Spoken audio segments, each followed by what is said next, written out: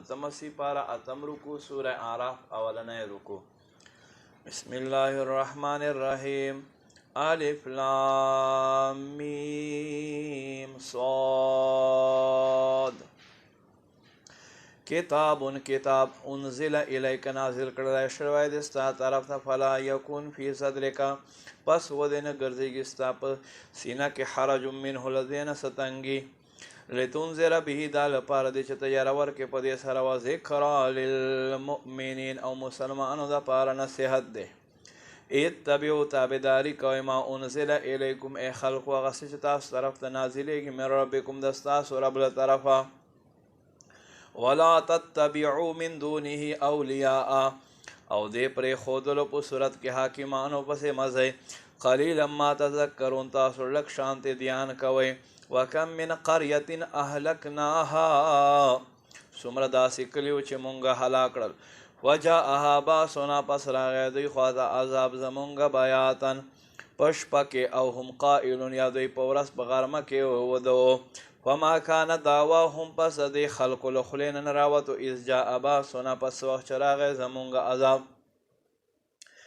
الا ان قالوا اغدا چې دوی وی انا كنا ظالمین بېشکه مونږه ظالمانو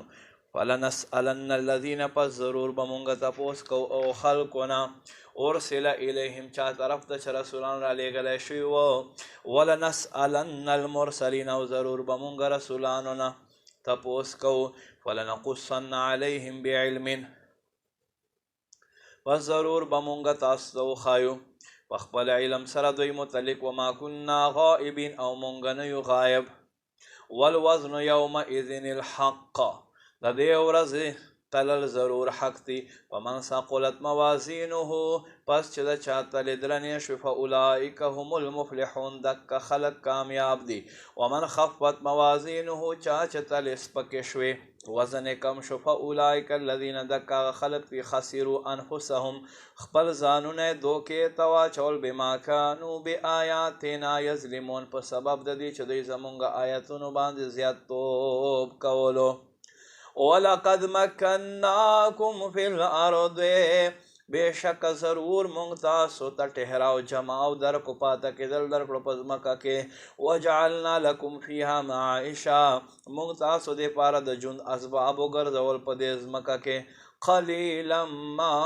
تشکرون بیا هم تاسو لږ شکر ادا کوئ.